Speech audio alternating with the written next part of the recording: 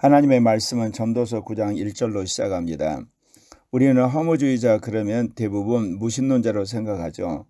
그런데 우리가 전도서를 읽다 보면 허무주의자 가운데 하나님을 경외하는 자가 있는 것을 알 수가 있습니다.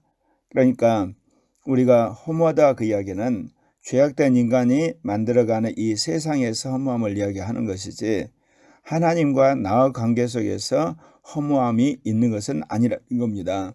그러니까 우리가 세상을 바라보면서 헛되고 헛되다고 말하는 것과 하나님이 없다고 하는 것 사이에는 직접적 관계가 없다는 겁니다. 저 자신도 예수 그리스도를 완전히 영접하고 성령 충만 받기 전에는 죽음 앞에서 인간의 어떤 허무함 이런 것들을 느꼈거든요. 그럼에도 불구하고 현실의 삶 속에서는 열심히 살았댔어요. 단지 죽음을 이제 맞이하게 될 때 어떻게 될까 하는 그런 의미에서는 늘 허무함이 몰려왔댔습니다. 그런데 성령 세례를 받고 나서 바뀐 게 있습니다. 그것은 죽음 이후에 부활이 있다는 것을 믿기 때문에 세상은 허무하지만 나의 삶은 이제 허무하지 않는 삶으로 바뀐 것이죠. 예전에는 인간의 죽음 앞에서 허무함이 있었어요. 그러나 어쩔 수 없이 인간은 살아야 된다 그런 생각을 했댔는데 성령 세례를 받고 나서는 허무한 세상이지만 부활의 생명이 들어있기 때문에 이제는 최선을 다해 살아야 되겠다. 이제 그렇게 인생관이 바뀌게 된 거죠. 이 모든 것을 내가 마음에 두고 이 모든 것을 살펴본즉 의인들이나 지혜자들이나 그들의 행위나 모두 다 하나님의 손안에 있으니 사랑을 받을지 미움을 받을지 사람이 알지 못하는 것은 모두 그들의 미래의 일들이라. 그러니까 전도에서 말하는 그 인생의 헛되고 헛되다고 하는 그 모든 것들은 자신들이 살펴본 바로 헤아릴 것이요 또 과거의 것입니다. 그러니까 해 위에 있는 세계, 곧 영원한 천국의 세계, 그리고 또한 앞으로 미래의 일에 관한 헛되고 헛되다는 이야기를 할 수는 없는 거예요. 우리가 추정을 할 수가 있지만 해 위에 있는 세계, 그 천국 아니겠습니까? 그리고 미래의 세계, 이거 하나님의 주권 안에 있는 것이거든요. 그렇다면 이 구약에 있는 전도서가 해 아래에 있는 것들, 그리고 또한 인생의 어떤 과거에서 경험한 걸 근거로 해서 헛되고 헛되다 그랬지만 이제 신약에 와서 예수의 십자가 부활의 사건이 있는 이후에 성령이 하나님의 나라가 있다는 걸 확실하게 우리에게 체험케 해주시고 또한 성령을 통해서 모든 진리 가운데 우리를 인도할 뿐만 아니라 미래에 일어난 일을 말씀하시는 것이 되었을 때 우리는 모든 허물을 이제 극복하고 부활의 소망을 가지고 앞으로 살 수가 있게 되는 거죠. 과거에 살아온 사람은 죄된 인간들이 살아오면서 짓는 수많은 죄악들과 그리고 인생들 사이에 그 피비린 나는 그런 싸움들, 그런 속에서 이루어진 불합리한 여러 가지 그 관행들을 보면서 헛되고 헛되다 그럴지 모르지만 예수 그리스도 안에서 이제 미래에 대한 그런 소망이 생겼기 때문에, 그리고 특별히 성령이 그걸 가르쳐 주기 때문에 우리는 이게 헛되고 헛되한 인간관을 극복을 하고 그리스도 안에서 이 부활의 생명으로 사는 적극적인 삶의 가치관이 생겨나게 되는 것이죠. 모든 사람에게 임하는 그 모든 것이 일반이라 의인과 악인, 선한 자와 깨끗한 자와 깨끗하지 아니한 자와 제사를 드린 자와 제사를 드리지 아니한 자에게 일어나는 일들이 모두 일반이니 선인과 죄인, 맹세하는 자가 맹세하기를 무서워하는 자가 다 일반이다. 여기서 일반이라고 하는 그 관점은 분명코 사람이 죽음 앞에서 이야기를 하고 있는 겁니다. 제가 늘 그런 이야기를 했댔습니다. 죽음 앞에서는 부자나 가난한 사람이나 권력 있는 사람, 권력 없는 사람이나 또는 건강한 사람, 건강하지 않는 사람이나 다 평등하다 그런 이야기를 했댔습니다. 여기서 평등이란 말은 다른 뜻이 아니라 죽음 앞에서는 모든 사람이 어떻게 할 방법이 없다는 거죠. 죽어야 된다는 거. 그런 뜻으로 이제 그거를 이야기했었는데 오늘 전도자는 그 이야기를 해요. 의인과 악인, 그리고 선하고 깨끗한 자와 어쩌면 깨끗하지 못하고 악한 자, 또 제사 드린 자, 제사 드리지 않은 자가 일반이다. 왜냐하면 선인이나 죄인, 맹세하는 자, 맹세하지 않는 자, 그 모든 것이 죽음 앞에서 그를 두려워할 뿐만 아니라 모두가 무력하다는 겁니다. 이거는 구약시대뿐만 아니라 신약시대 세상을 살아가는 사람들에게는 일반이죠. 그러나 예수 그리스도의 복음을 믿고 나면 그렇지는 않습니다. 예수 그리스도의 복음을 믿기 전에는 이 모든 것이 그야말로 죽음 앞에서 무력하게 되지만 예수를 믿고 난 연후에 오히려 죽음이 우리에게 소망의 대상이 되어버리는 거죠. 죽음을 이기고 부활하신 예수 그리스도가 있기 때문에 그렇습니다. 뿐만 아니라 예수 그리스도를 믿고 나면 우리에게 영이 살아나게 되고 예수의 생명이 들어오기 때문에 그렇습니다. 아직 세상은 죄악이 관영하고 또 우리 몸도 죽을 몸이지만 적어도 죽었던 영이 살아나고 우리 마음에 성령이 오시기 때문에 우리는 이 땅에 사는 날 동안 소망을 가지고 생명으로 살아가는, 그래서 세상이 감당할 수 없는 사람이 되는 것입니다. 세상 사람들이야 이 땅에서 먹고 마시고 그리고 또 있고 서로 이렇게 결혼하고 그런 가운데서 그의 본질된 인간의 악함으로 말미암아 서로 싸우고 그리고 서로 횡령하고 거짓말하고 음란하고 온갖 죄를 짓다가 나름대로 양심에 찔리는 바 선도 행하고 의를 행하고 나름대로 서로가 이렇게 교통하며 살지만 결국은 험한 인생을 죽거든요. 그러나 예수 그리스도를 믿는 사람은 사실 죽음이 인생을 이사가는 것입니다.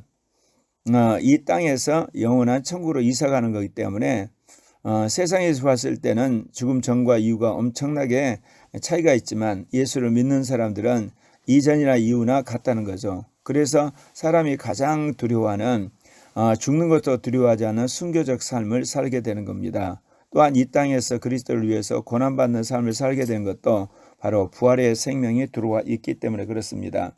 그러니까 예수 믿는 사람은 죽어서 천국 가는 것이 아니라 예수를 믿는 순간부터 천국을 끄집어와서 이 땅에서 천국 백성으로 살아가는 거죠.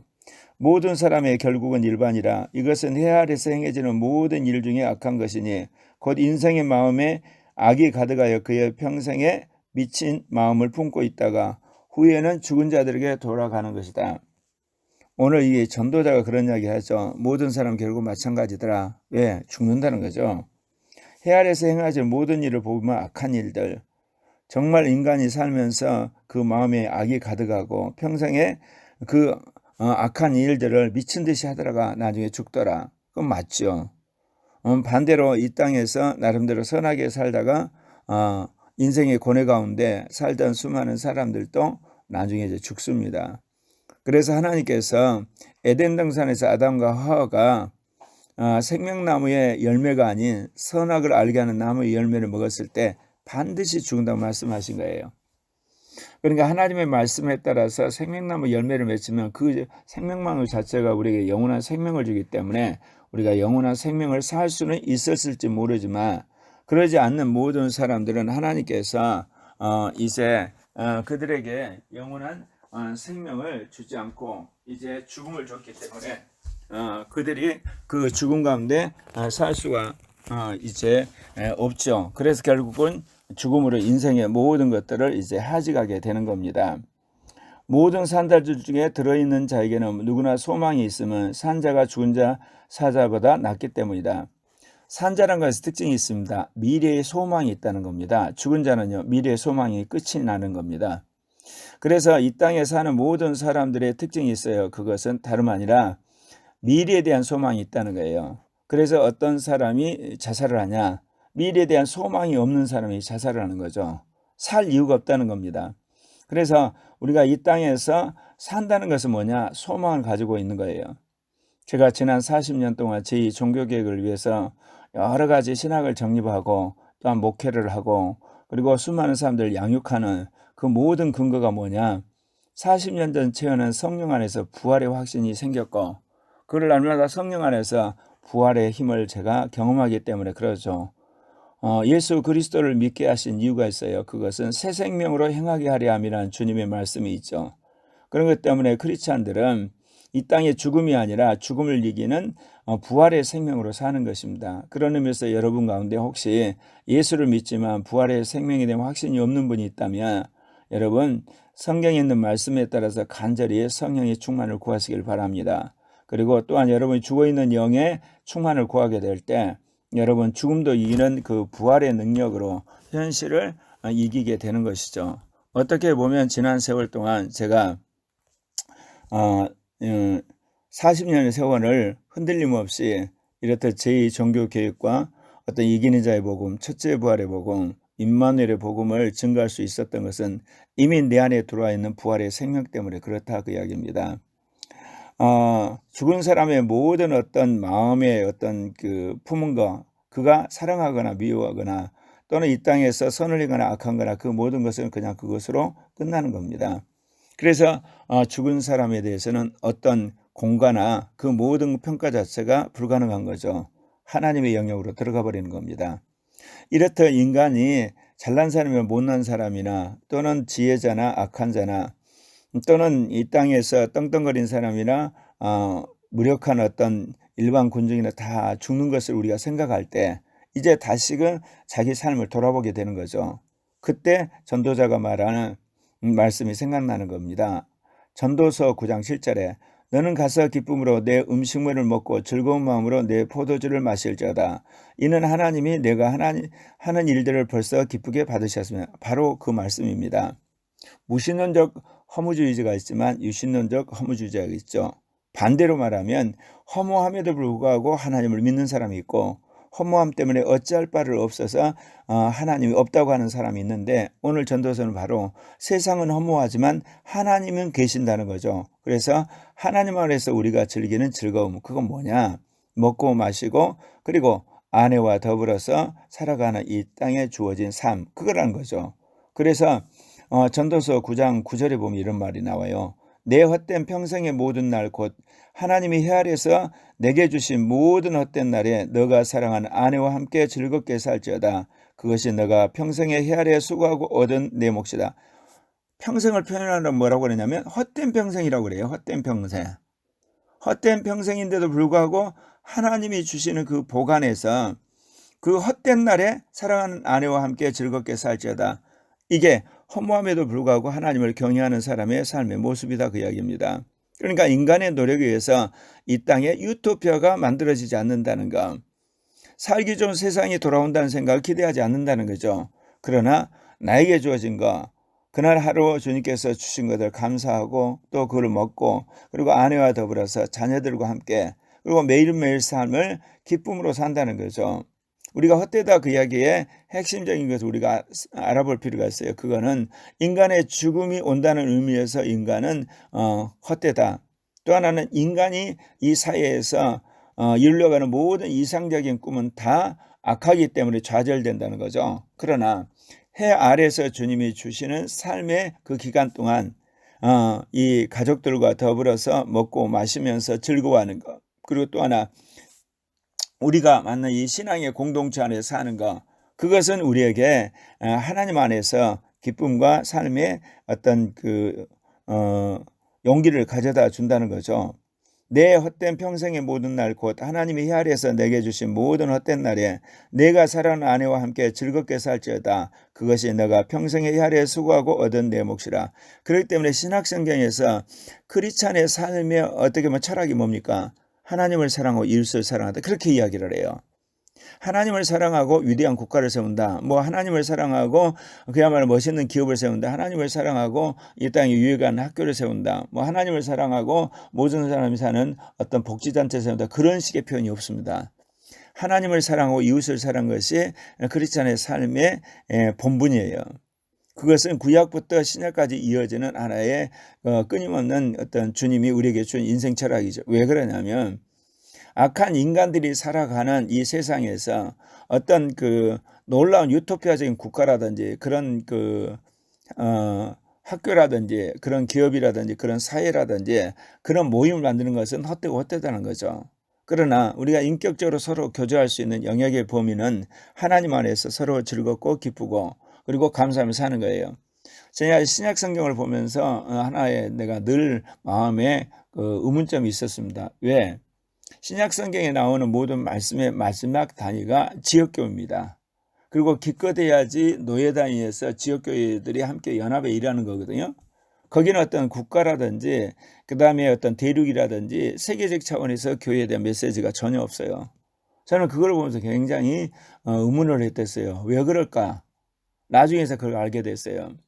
우리의 어떤 신앙 공동체에서 구체적인 우리의 삶의 영역이 이루어지는, 그래서 주님의 주권 안에서 우리가 함께 더불어 살 수 있는 범위 지역교회라는 거죠. 그걸 넘어서게 되면 교회 안에도 인간의 악함과 허무함, 그리고 인간의 어떤 교활함, 이런 것들이 드러나게 돼요. 우리가 총회를 보거나 교단들을 보면 그러잖아요. 그리고 대륙적 차원에서, 세계적 차원에서 기독교를 보게 되면 얼마나 많은 죄악들과 허물들과 인간들이 가지고 있는 여러 가지 육신적인 게 드러나게 됩니까? 그러니까 하나님께서 이 지역 공동체 안에 서로 사랑하는, 그래서 지역 교회 간의 연대라는 거죠. 그래서 계시록을 보면 7교회가 하나의 지역 교회가 7교회예요. 근데 그 7교회를 연합해서 만든 하나의 교회의 어떤 머리 되는 그런 지도자에 대한 이야기나 그런 연합체에 대한 이야기가 성경에 없습니다. 주님이 7교회 각기의 하나의 그 머리가 되셔서 에베소 교회, 그다음에 서머나 교회, 버가모 교회, 두아데라 교회, 사대 교회, 그리고 빌라델피아 교회, 라오디게아 교회의 머리가 그리스도입니다. 주님 그렇게 말씀하신 거예요. 그러니까 7개가 모여있는 노예의 머리가 그리스도다, 그런 표현이 없습니다. 이것은 주님께서 이 죄악된 세상, 허무한 세상, 그리고 악한 영이 역사하는 이 세상에서 우리가 그리스도를 머리로 해서 하나님을 섬기고 이웃을 사랑하는 구체적인 삶의 현장이 지역교회라는 거죠. 내 손이 일을 얻는 대로 힘을 다하여 할지라 내가 장차 들어갈 스월에는 일도 없고 계획도 없고 지식도 없고 지혜도 없다. 죽으면 모든 것이 끝난다고 생각하면 허무하게 생각할지 모르지만 그 인생이 마감할까지 이 땅에서 열심히 살아가는 거죠.